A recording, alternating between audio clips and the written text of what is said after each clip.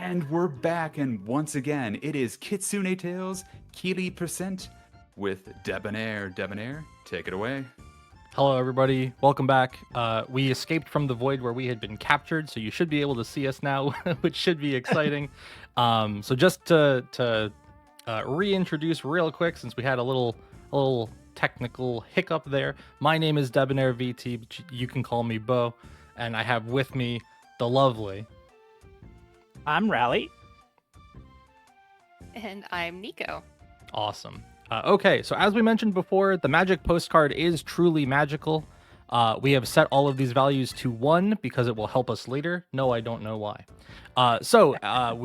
We're gonna get started here in 3, 2, 1, go. So the very beginning of the game is going to require us to say goodbye to Yuzu, who is the purple fox, and say hello to Kiri, the orange fox. This is who we're going to be playing as for the entire run here. Well, I guess almost the entire run, but that last part at the end doesn't really matter. So right away, we're going to be utilizing some pretty neat movement tech with something that is I've been calling slope jumping. I don't know if we have officially coined a term for it yet, but a couple of important things just happened there. We did a slope jump, which we can explain in a moment, and we also died, which we can explain right now because it's going to happen again. So we're playing on Spring Breeze difficulty, which basically means if you take a death at any point, it brings you back where you died on a cloud. Now, this is important for us because it means that we can use it to skip certain segments, fly above things that we don't otherwise want to deal with, and also it means we can do every trick that we want to do across the run without any repercussions, really. So if one of y'all wants to explain slope jumping real quick, that would be very helpful. So, the way slope jumping works is, since the game is sort of Mario 3 shaped, and, you expect that you're going to press down on a slope and you'll slide down it. So you press down and you slide and you accelerate. But if you jump before you hit the ground, you retain all of your forward momentum in the air. So it lets you get a higher velocity than you'd normally be able to if you were just running. So using a hill to kind of propel yourself forward and then sort of time and place your jumps to kind of retain that momentum, you can fly through certain levels very quickly. Yeah, there's going to be a big one coming up after we go through a door in this cave, or through a door into a cave, I should say. The other thing that you may notice that makes this a little bit different from a more traditional 2D Mario-style platformer is that Kiri has a sword, and Mario generally doesn't have a sword. This is going to be one of the key tools that we use throughout the run, both to kind of get enemies out of our way, and also we will be getting techniques later on. A little too high there. We'll be getting a couple of techniques later on that kind of expand our knowledge of and usage of the sword. So Kiri also has 2 other abilities that we haven't really talked about yet, but we have used. One of them is a wall jump. You can jump off of a wall and then back to the other wall and off of that wall. And we also have a downward stomp that can break blocks and things below us. In this stage, this is the first ghost house of the run, and there's one of these in every world, and the general gist of it is they all have the same kind of gimmick. So Nico, if you want to talk about maybe what makes these lanterns really cool, that would be very helpful. Well, absolutely. As you can see, you can go through ghosts, but only when you have a light. Ghosts like to stay in the dark in this kind of game. So, as long as we're carrying a lantern with us, we can change the way we interact with our environment. So, if we can see it, we can interact with it in some way. Yeah, and so the other really neat thing that lanterns do for us is they reveal doors, as you just saw. So we're going to be both dodging ghosts and revealing doors with lanterns at various points throughout the run, including this little secret exit there. That's a classic Mario Ghost House moment where if you run to the end of that room, there's a door, and then it puts you back at the start of the room. But we've done this before, so we know a thing or two about those sneaky ghosts and their tricks. Okay, we got one more try at that. So in this game, a lot of what we're going to be doing is trying to maintain key speed for as long as we can. Lets us run really fast, obviously, and it is what enables us to do a neat trick later, which we will address when we get there. But for the time being, we're basically going to just be trying to move forward without stopping as much as possible. A lot of this game really just comes down to taking your time and learning the actual strats for how to get through each zone efficiently. So in this case, there is an entire platforming section off to the right where you're supposed to go and then find some platforms and jump up. But that takes longer than flying in a cloud, so that we're going to do the cloud thing instead. It works out pretty well. So similarly, there is an extremely important sword mechanic that we unlocked when we defeated the big villainous mushroom in that very first boss fight that we saw. And that's called Refresh. And what Refresh does is it gives us the ability to, anytime we kill an enemy in the air with our sword, we get to refresh all of our sword abilities. Nice. I'm really happy we hit that. That was great. Really, that was a great line. So that is what slope jumping allows us to do, to just take a brief moment. And that little jump in the air is what Refresh lets us do. Anytime you defeat an enemy in the air with your sword, it gives you a jump and all of your sword techniques back. Now, we don't have any techniques yet, but we're going to learn one as soon as, really shortly after we start World 2. And there is a new move in each stage that we get to add to our arsenal. Some of them help us go faster. Most of them help with just general stability and run safety. But we'll be seeing a lot of them going forward. So there's not really a lot else to say about this level. PSEG, if you have anything that you want to throw at us. Absolutely. We got a couple donations rolling in right about now. We've got $10 from Support Gay Bees. Hey, I recognize that name. I've heard of them before.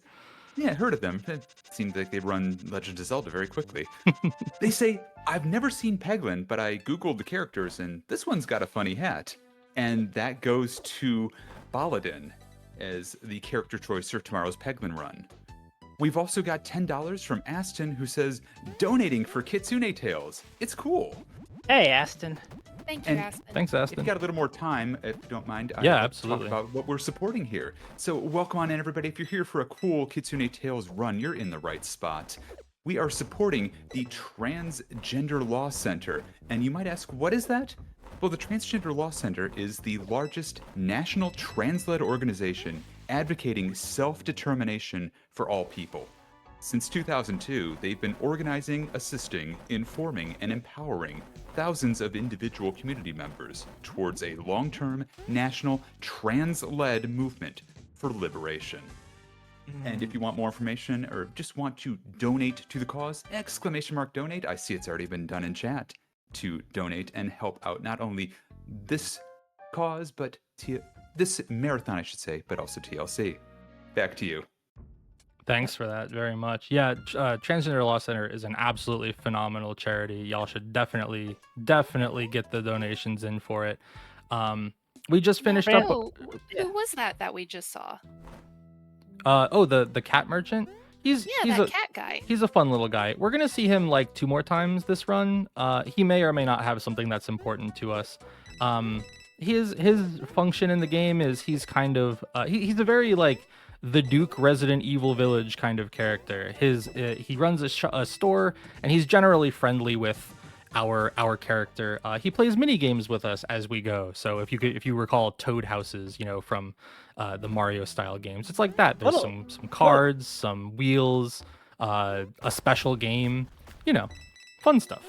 Yeah, fun little backstory about the cat merchant. He actually makes an appearance from a game called Mid Boss. So where he I don't think I knew that. He's what did you say? He travels many worlds and many places. Well, Mid Boss is one of them. So he's I see. Now, I don't know much about foxes, but I just saw a fox turn rainbow colors and run across some spikes. Oh, did I forget to mention that These Fox is gay? These Fox is gay. Yeah. We're very happy for them, of course. The story of this game is actually so phenomenal. It is a story about finding oneself and choosing the right path for you as you go through life. 100% recommend actually playing through this casually at some point. I should also mention, I suppose, that this is the second half of the game. So what you're seeing is an extra. This character does make an appearance in the main game, but what we are going through right now is not the main story. It is kind of the second act, if you will. So there is an entire other plot that kind of unfolds in the beginning, and so you should play it. And that was you would be playing as the purple fox that we saw earlier, whose name is Yuzu. So yeah, it's a fantastic story, a lot of really cool stuff going on, and yeah, this ghost house. Oh, go ahead. I was gonna say we might see a little bit of Yuzu later on, maybe. That's true. Maybe a little bit as a treat. So this ghost house is one that does kind of give us a little bit of trouble playing through it more casually. This is kind of like meant to be a stealth section. You're supposed to avoid the ghost that's chasing you there. And this one is an example of why we play on Spring Breeze. So this room is really tough. If one of y'all wants to explain it, I will just focus on executing here.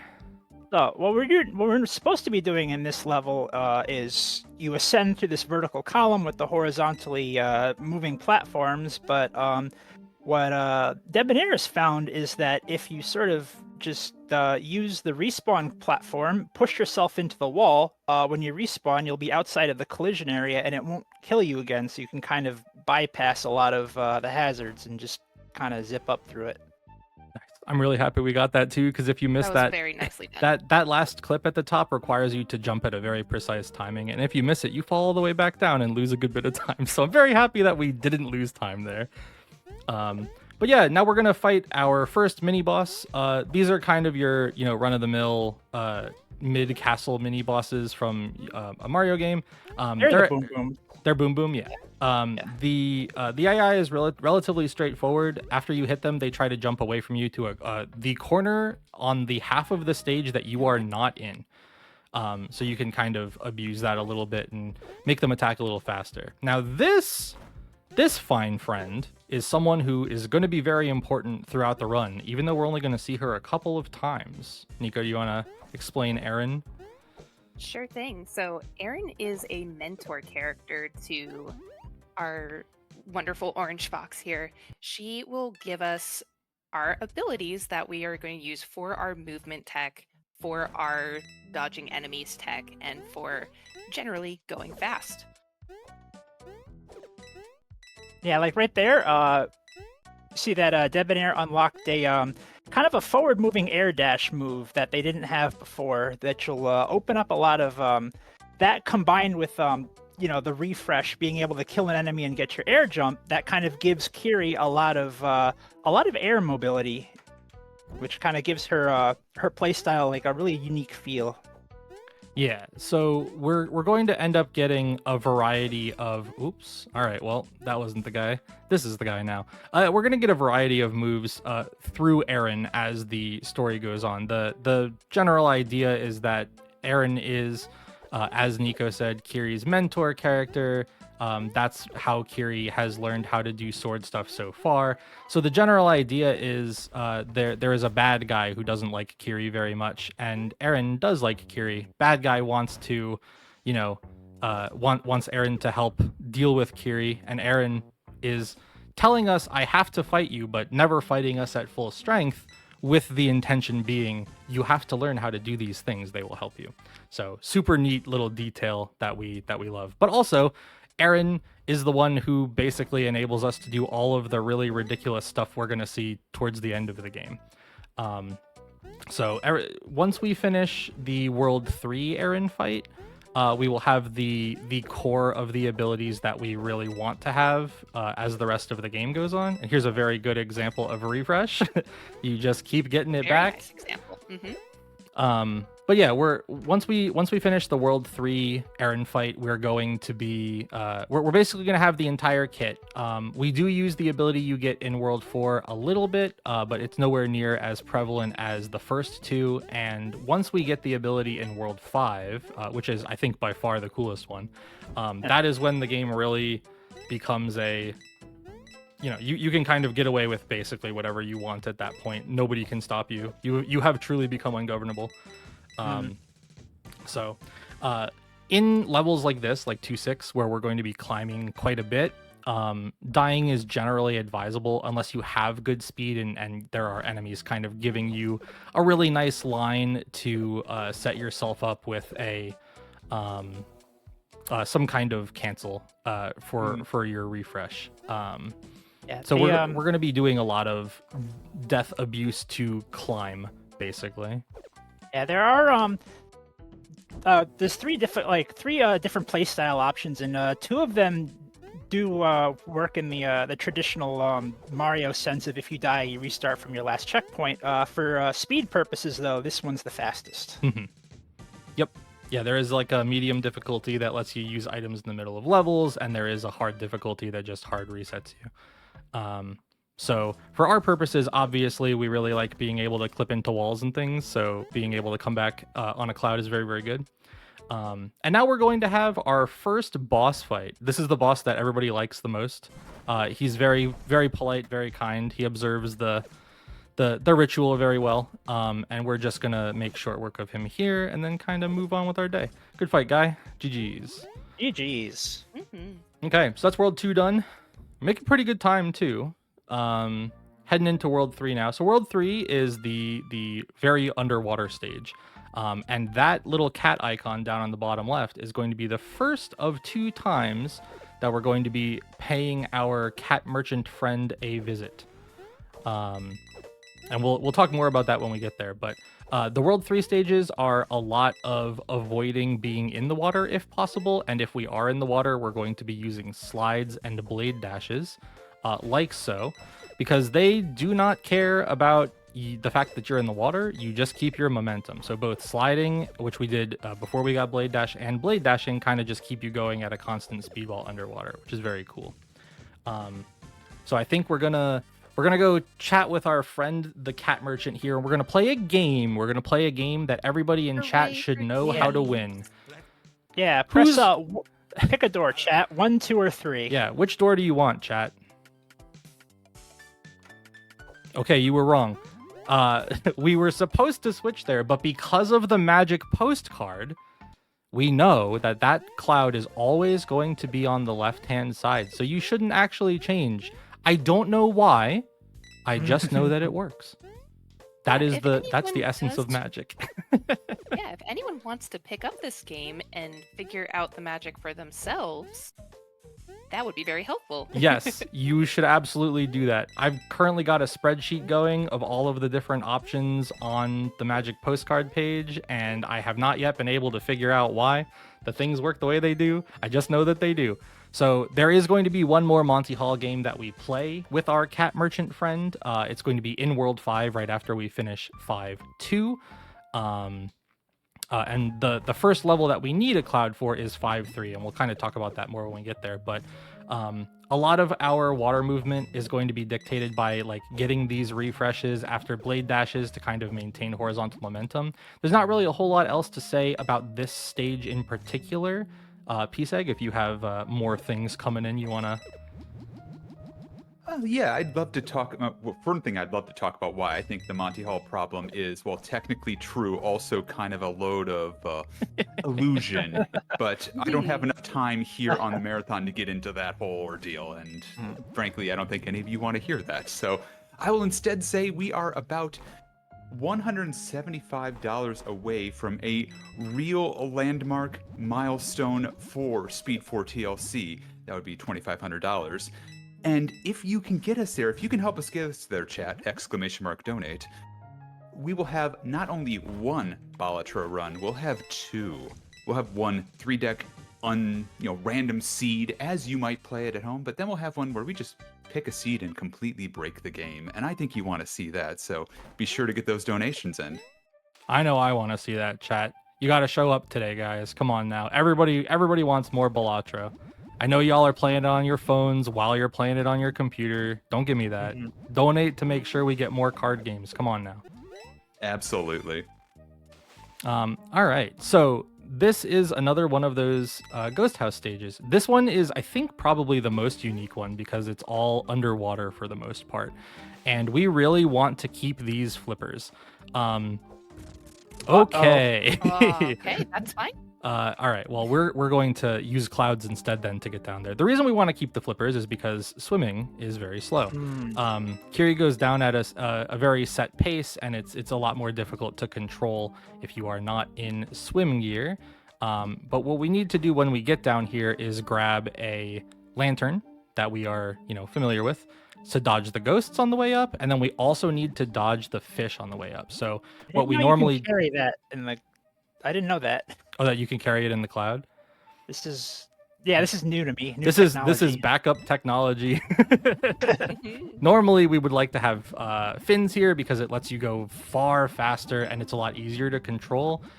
But spikes and fins don't really mix. So this is a little bit of a slower room than we would like, but generally speaking should be fine. This mini boss here, it introduces us to the first new attack that bosses will have as the game goes on. So the first thing we're going to get is the stabbies. We're used to these. But then there will be a little jumpy jump. And you can see I'm trying to position myself on the half of the room where the mini boss is further away from the corner on, so the time that they take to jump back over there is shorter. It's super small as far as optimizations go, but it's very, very helpful. And now we're going to demonstrate how fights with Erin are going to work for the rest of the game. She taught us how to do blade dash, and if you are on the ground, she tries to blade dash at you. We can just do it in the opposite direction, match her pace, and it's free every time. We don't have to fight her anymore after this. So now we're going to get an ability that you haven't seen yet because the game technically didn't show it to us. But it is Rising Strike, which is an upward jump. Now, you may have noticed that we have been quitting to menu after all of the boss fights. It's technically faster to do that. However, you do not get the item that the boss gives you if you take that option.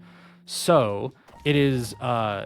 We try to use it sparingly, and in this case, we actually need the Power Fox that we were given for a very fun strategy a little bit later on.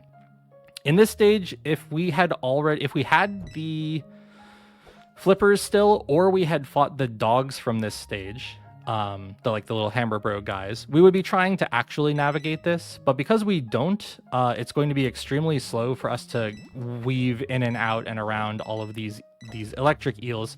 So instead, what we're going to do is give them hugs, because eels need hugs too. And we're going to use the clouds that they give us as gifts for the hugs to kind of just skip through most of the level. Ideally, we would have fins there and we would be able to swim through everything. And it's a little bit faster to do it that way, because obviously dying takes a little time. But the cloud does make it pretty straightforward. So in 3.6, we're going to be doing a little bit of hybrid platforming. Some of it's going to be water, some of it's going to be on land.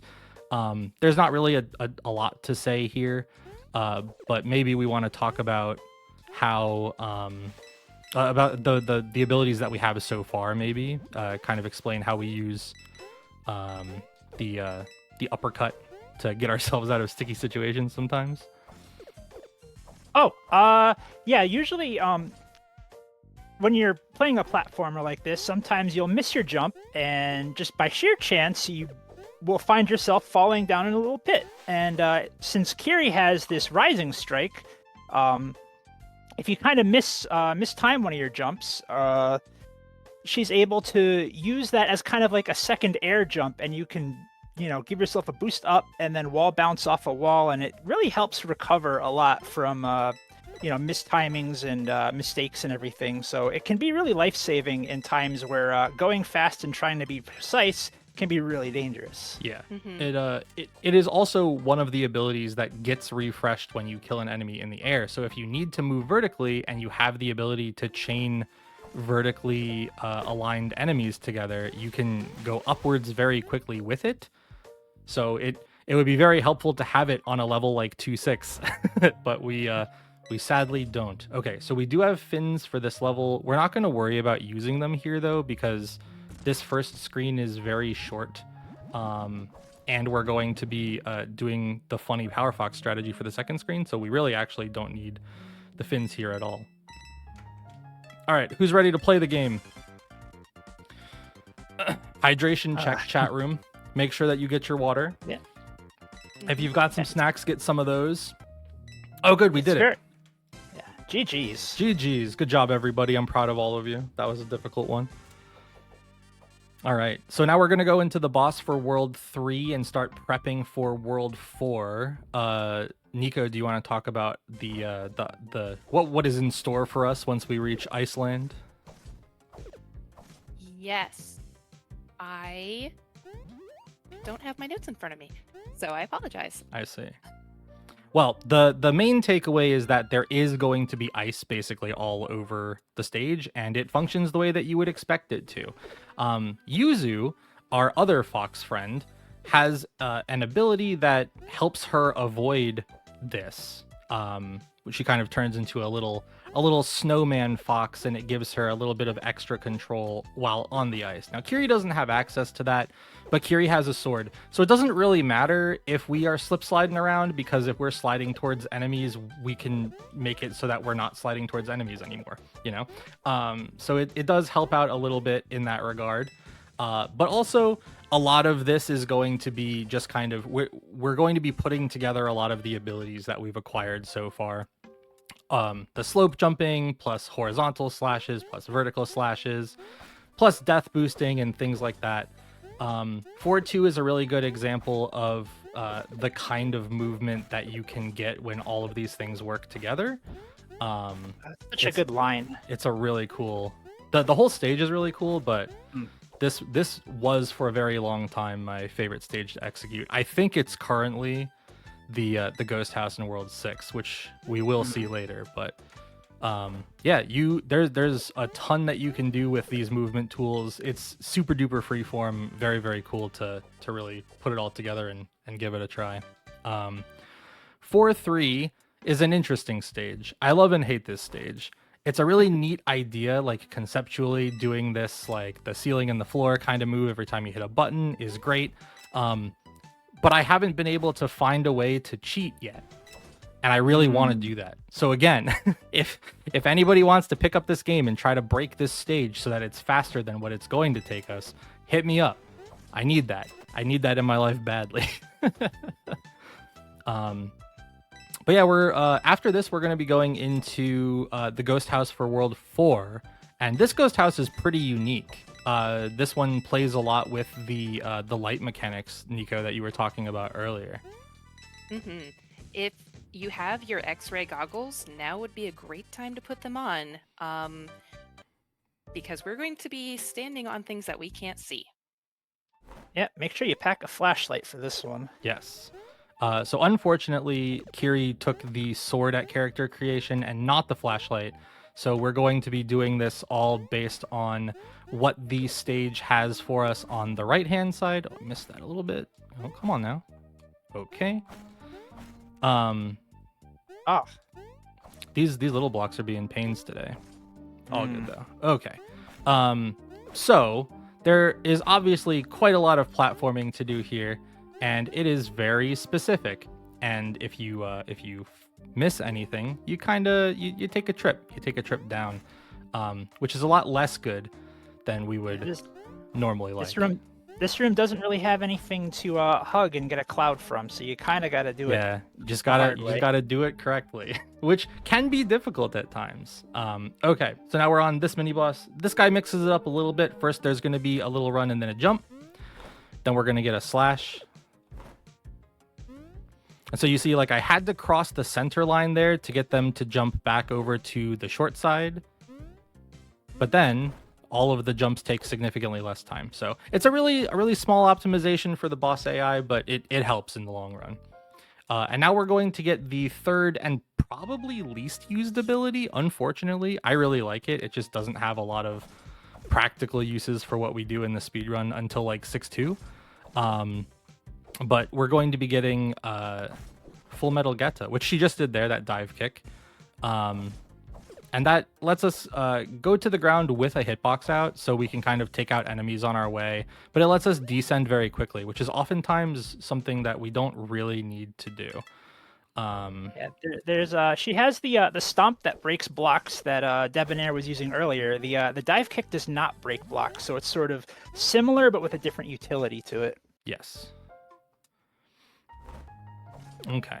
Now we're in another water stage here, but because we didn't have fins earlier, we do have them now, which means we can take this a little riskier than we otherwise would. We are going to use both pairs of fins because this is like the last underwater level where we really need to worry about it. But the idea here is we're going to use these to damage boost through the eels, so that we can just, we don't have to do all the ups and downs and whatnot. And then this part of the stage is a lot of, we're gonna go down a secret pipe and then end up at the end. So not really a whole lot else to say here. If we have donos or anything that needs shouting out. Certainly. So I just wanted to remind everybody, this is raising money for the Transgender Law Center, which changes law, policy, and attitudes so that all people can live safely, authentically, and free from discrimination regardless of their gender identity or expression. It's a very good cause. Please keep those donations rolling in. I also had a question for you, Debonair. Yes. So I know that this is Kiri %. It is. And I apologize if you have mentioned this earlier in the run and I just didn't catch it, but there's also a Yuzu %. That's correct. What's the big difference between those two, if you don't mind answering? The big difference is which fox you play. So Kiri Is that %. literally it? That is it. That comes with some asterisks and caveats, though. Yuzu does not have a sword, which is probably the main difference. Because Yuzu doesn't have a sword, GG's, Mr. Ghost. We were just racing him and we did beat him, so Yuzu has the more traditional Mario style power-up system where in each of these worlds there is an appropriately themed power-up. So in the ice world, she can turn into like a snowman version of a fox that helps her navigate ice better. In the first stage, or in stage 2 rather, the forest, she has the ability to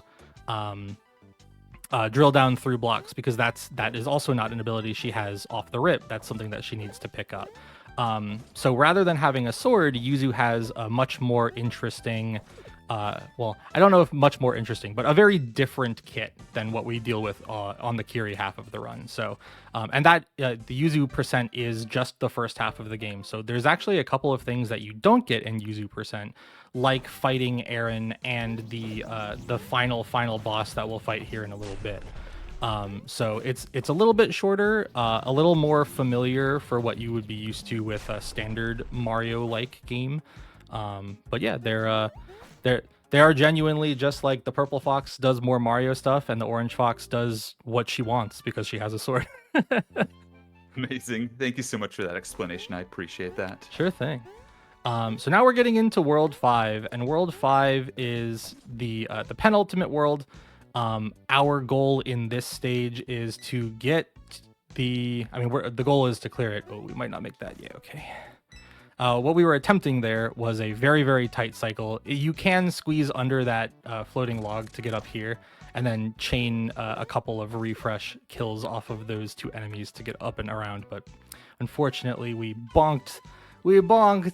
Speedrunning's worst nightmare. So we didn't quite get it. But thankfully, the backup is just die on something else. So our goal in this stage is really to get to the Aaron fight as fast as possible, because that unlocks the coolest tech that we're going to do basically for the rest of the game, which is going to be Spirit Rush and Spirit Rush canceling. So I know this is going to be something that requires a little bit of explanation. We talked about it a little bit earlier, but it is going to be a really big deal for how the routing for the entire last world and the second half of World 5 go. The rest of this stage is a lot of open space and verticality where there can be, and this 5-2 specifically is a fantastic example of what chaining together a bunch of refresh kills in a row can do. So if this looks interesting to you, play this category because this is a lot of the run is freestyling and being able to just kind of take things however you want them to go.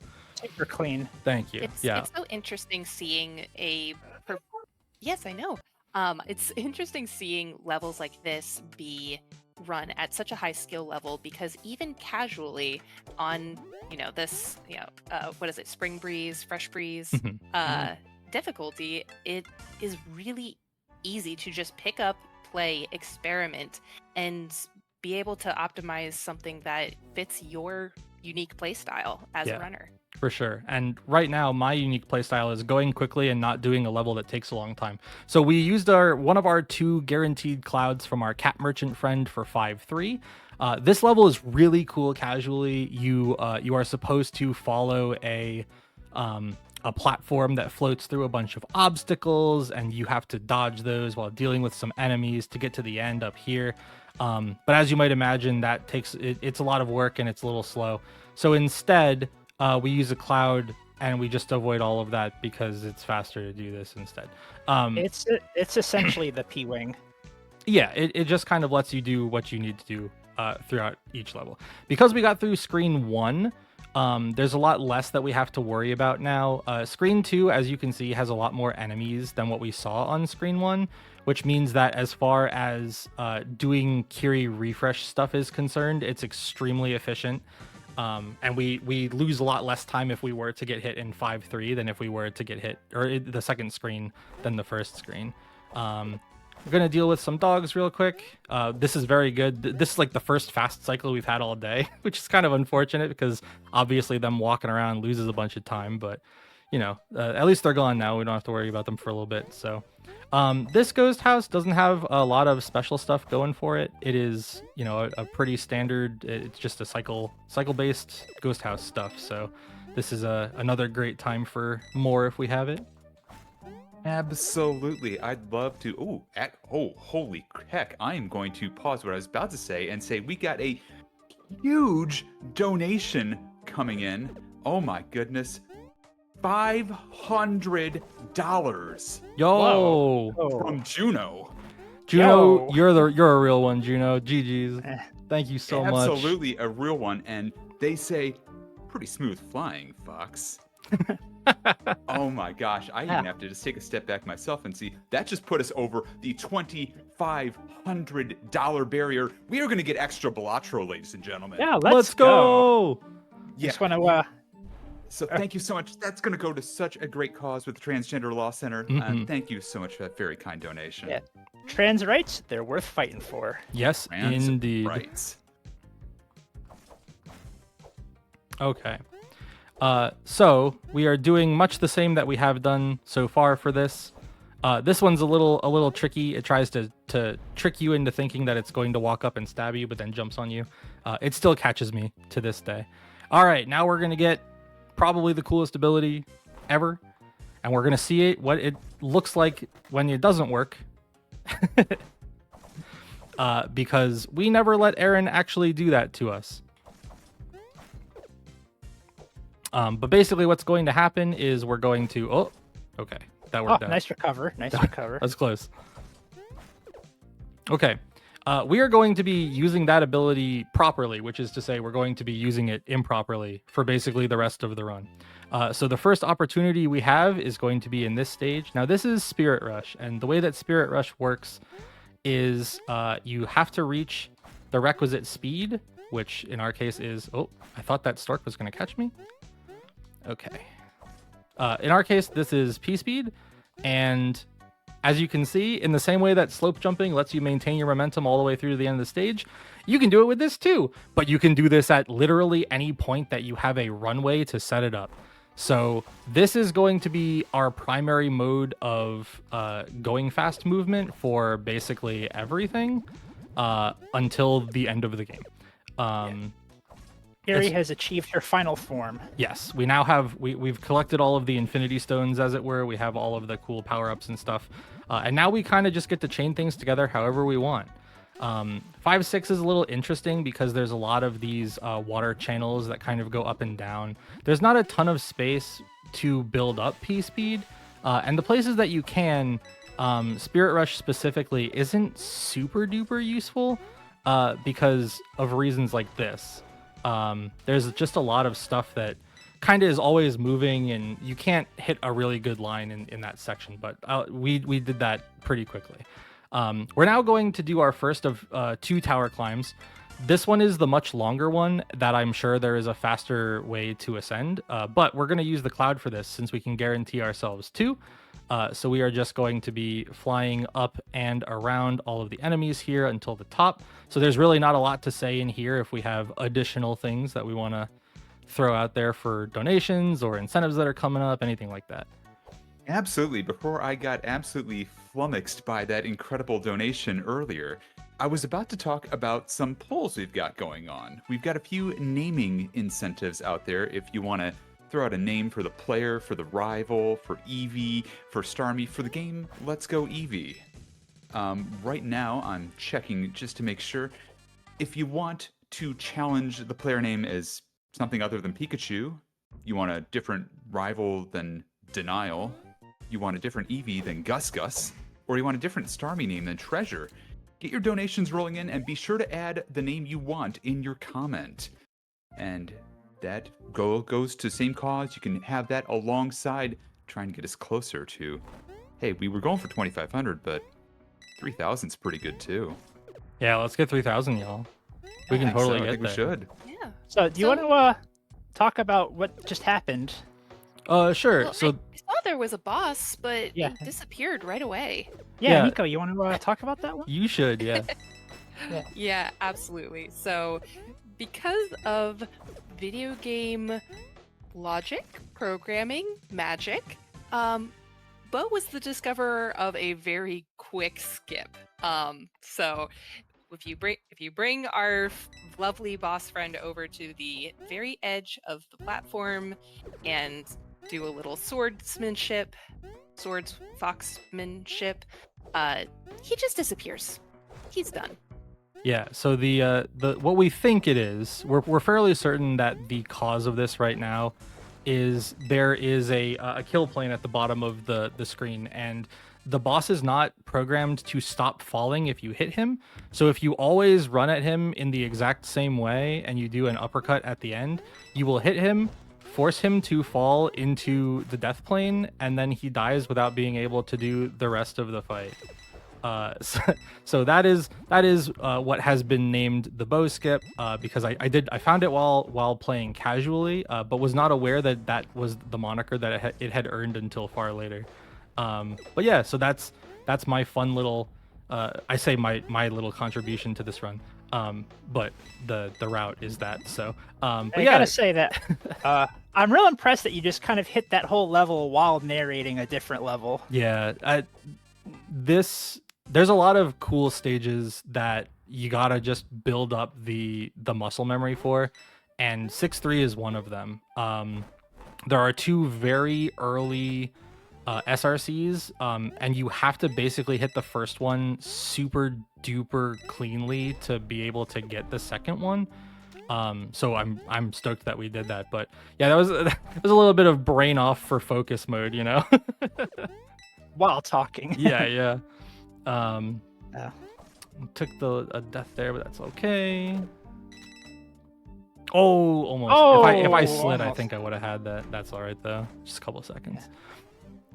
This is the last ghost house. The boss is there's an extra variable here, which is the Bakken Echo Locky 2 character at the top there. So we're gonna try to take that out immediately, because we really don't want to deal with Spinies or on fire skulls. Neither of those sounds like it's good for fox health. Generally not advised. No. They were really scooting up to me. I thought they were going to leave me alone, but they didn't. All right, so now we need to get these doggos, and then we have the actual last Aaron fight. And then it's just, we have a couple levels till the end of the game. So, go back up there. All right, so this is the last Aaron fight. In this fight, she has her entire arsenal. But what she's going to do is the same stuff that she's been doing for the entire game so far, which is to say we're going to let her do Spirit Rush so that we can hit her, and then we are going to match her blade dashes so that we don't get hit, and that's kind of the fight. Yeah. Thank you very much for all your help, Aaron. Yes, we Yeah. appreciate you so much, girl. GG's, Aaron. GG's. Okay, so now we're down to the last couple of levels. I am not going to say anything for 6-5 because this is definitely one of the harder Spirit Rushes. So if y'all want to just talk about whatever, that's cool with me. I just want to watch you hit this.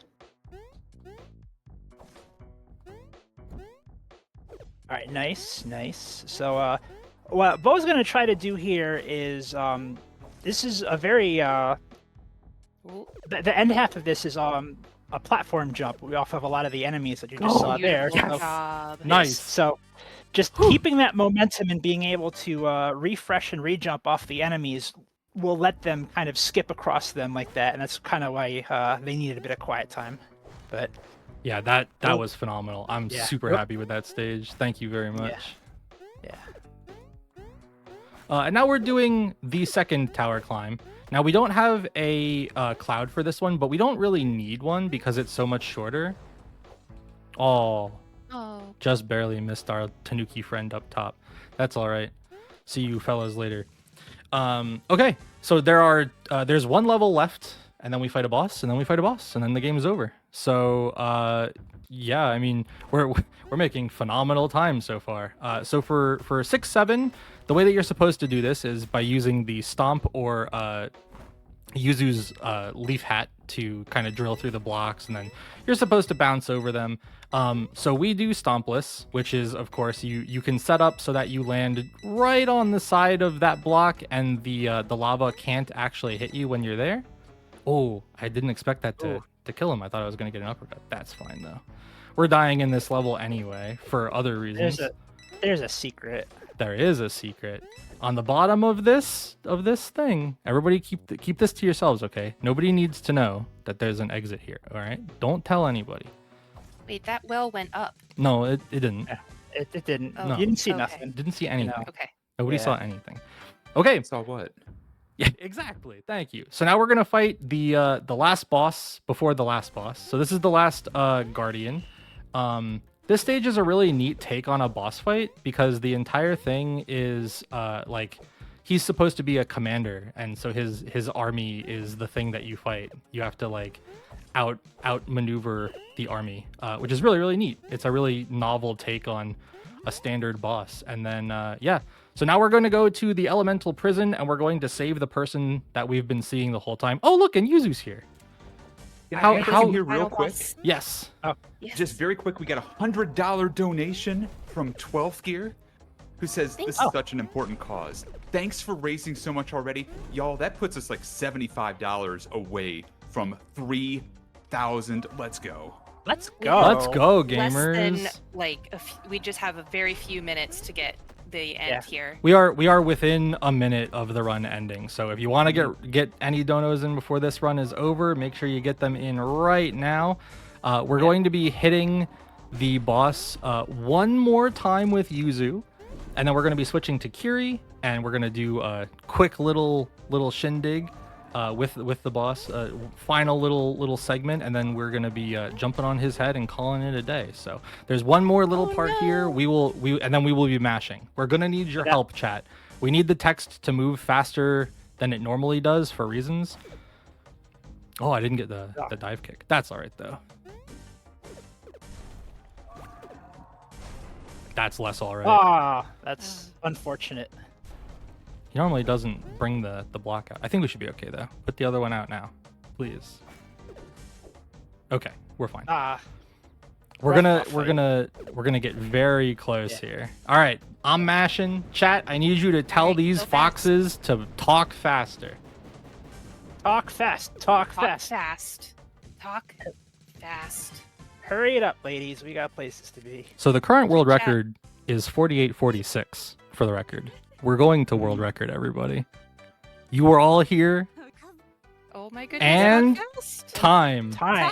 48:33, world record by 13 seconds, everybody. Let's Let's go. go. Oh my All god, let's right. go. Nothing can stop my glorious destiny. Awesome. Oh my goodness. Oh, nothing can Congratulations. stop my glorious destiny indeed. Let's Yeah, go. Jeez. GG. Oh, Well man. done. Yeah, that World 6 was so clean. Yeah, World 6 has been a place that I've really tried to push the envelope with regards to routing because SRC opens up so much as far as freestyling levels goes. And I mean, I can safely say there is a lot more time to save. So Mm. y'all need to get in and play this game. It's cool. Yeah, You that- go that- fast, it's fun. You got to do it. That world record could be yours. It could be. Look how easy that was. Look how easy that was. You could do it. I believe in you. Mm. Cool, yeah. Well, I mean that's the end of the game, everybody. I guess Yeah. should we show them the thing? We should show them the thing, right? Show 'em the Yeah. thing. Yeah, we should show them the thing. I think they deserve it. Yeah. I think we all deserve For this. Hanging out, being a lovely chat. All right, everybody. Pretty soon I'm going to need everybody to spam a very specific phrase. And that phrase is, let's go lesbians. So when I give the signal, we all got to spam that, okay? Get your chats ready. Get ready to press enter. Yeah, I'm counting on Hold. you here. Hold.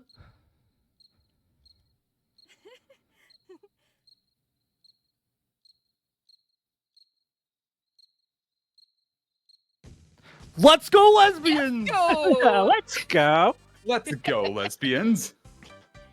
All right. Well, GG's everybody. Thanks for coming out and supporting the marathon. This has been a blast for me, and I'm sure for y'all it was at least passable. Make sure we can try. Let's keep trying to push. Let's get everything that we can for Transgender Law Center. It is one of the times that everybody's gonna need this, more than Yeah. any other time in recent There's, memory. So. There's still a lot of marathon left to go, so there's still a lot of time to donate and help support a really good cause. Like again, trans rights, they're worth fighting for. Yes, indeed. Absolutely. So, Bo, where can people find you? Oh, yes. So I stream a couple days a week at twitch.tv/debonairvt. I tend to do a combination of some speedruns, mostly Kitsune Tales for speedrunning, but we're looking into a couple of other SNES games as well. And there's some Final Fantasy 14 Savage and Ultimate rating that happens over there too. So we have a lot of fun. It's big chill time. You should definitely come hang out if you've got a little bit if you have a need for background noise towards the end of your day. I'm your rabbit. And what about you two, Rally and Nico? What about where can folks find your stuff? What do you do? Well, all my my artwork, all my stuff, it's at luckyraven.cc. That'll take you to everything. Otherwise, I'm just rally.luckyraven.cc on Blue Sky, and it'd be nice to say hi. It's been a pleasure to be here with you. Yeah. Absolutely. And I'm Suchiniko. You can find me on Blue Sky and on Twitch as Suchiniko. Cool. Well, thanks y'all for commentating with me. It's a pleasure to have folks who just also enjoy the game hanging out. It's been an honor to it's been a pleasure to see you kind of grow the speedrun and see you kind of push, and I'm really proud of what you've accomplished and what you've built for yourself, and it's just been an honor to be able to join you on your journey. Well, thank you. That means a whole lot. Yeah. And that means Thank you so much, Debonair. Yeah, thank you. This has been an absolutely wonderful run. So thank you all so much for just a phenomenal world record run, no less. Yeah, for sure. Yeah. All right. Well, I think that does it for us. So yeah, wherever else the marathon goes, I hope you all remember, especially right now, take care of yourselves and love one another.